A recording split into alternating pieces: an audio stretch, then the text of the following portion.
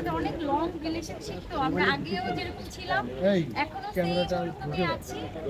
তো স্পেশাল কোনো কিছু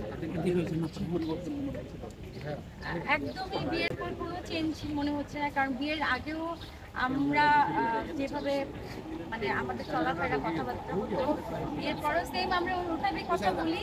শুধু একটা জিনিসের চেঞ্জ হয়েছে, আগে শ্বশুর শাশুড়ির সাথে এত কনভারসেশন ছিল না, আরে বাপ্পিরে শোনাতো অনেক কনভারসেশন রেগুলার কথা হয়। শ্বশুর শাশুড়ি আমার রেগুলার যোগাযোগ করে, আমার খোঁজ খবর নেয়, মানে এটা একটু খুব ডিফারেন্ট লাগছে।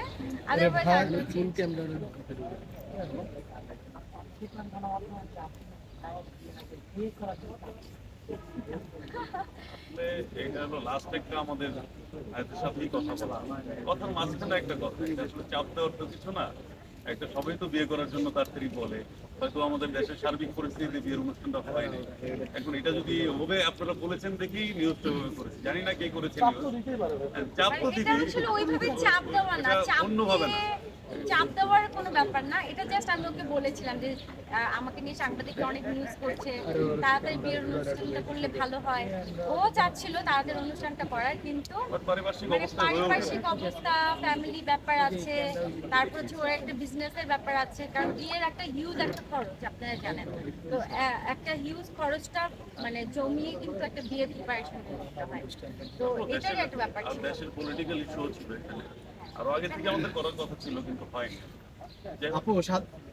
আপু সাধারণত আমরা দেখি বাংলা চলচ্চিত্রের যারা নায়িকারা রয়েছেন, অভিনেত্রীরা, তারা বেশি বিয়ের পরে বা বাচ্চা নিয়ে হাজির হয় মিডিয়ার সামনে।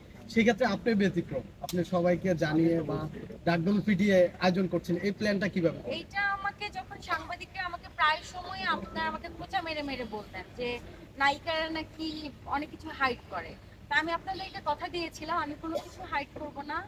আমি যখন বিয়ে করবো আপনাদের সবাইকে জানাবো, তো আমি আমার কথা রেখেছি। আমি যখন কাবিন হয়েছে, আমার আসলে কাবিন হয়েছে এখন, তো আমার যখন কাবিন হয়েছে আমি সবাইকে জানিয়েছি। ইনশাআল্লাহ আমার যখন নতুন জীবনে আবার নতুন কেউ আগমন হবে, আমি আপনাদের সবাইকে আপনার ভক্তরা, আপনার ফ্যানরা জানতে চায় কাবিন কত হয়েছে, কারণ নায়িকার বিয়ে হলে এগুলো জানতে চায়। কাবিনটা আসলে বলতে পারবো না কত হয়েছে, এটা একদমই আমাদের ব্যক্তিগত ব্যাপার আর পারিবারিক ব্যাপার। তো কাবিন যা হয়েছে এটা আমাদের নিজেদের দুই ফ্যামিলির অবশ্যই সমঝোতাই হয়েছে।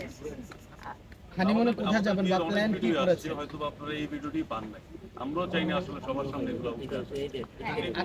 সব জিনিস আসলে প্রকাশ করা ঠিক না। আরেকটা বিষয় হচ্ছে সবার প্ল্যান থাকে হানিমুনে যাবেন থাইল্যান্ড, সিঙ্গাপুর, আপনি কোথায় যাচ্ছেন?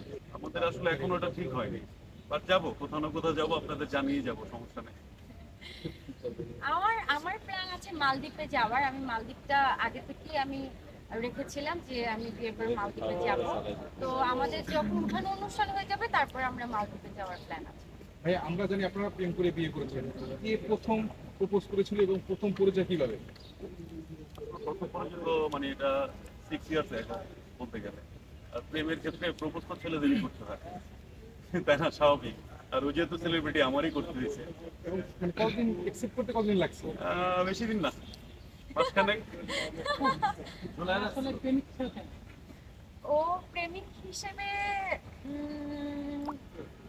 অনেক রোমান্টিক, আর হাজবেন্ড হিসেবে অনেক কেয়ারিং। কখনো কি এমন হয়েছে যে আমি আসতেছি 2 ঘন্টা লেট, খুব বিরক্ত ফিল হচ্ছে? আরে ও লেট করলে ওর খবর আছে, মানে ও আমাকে লেট করালে ও জানে যে আমি একদম রেগে মেগে ফায়ার হয়ে যাই, তখন ও একদম ভাইয়াটা না, লেট তো মেয়ে মানুষের তো লেট, এটা স্বাভাবিক, এটা তো সবসময়। ওরা মানে ওরা যদি বেরোর রেডি হয়, মানে রেডি হবে তখন আমরা আসার পরে, এটা তো স্বাভাবিক। মানে আমাদের আসার পরে তখন রেডি হবে, বেরোতে মিনিমাম 2 ঘন্টা। যদি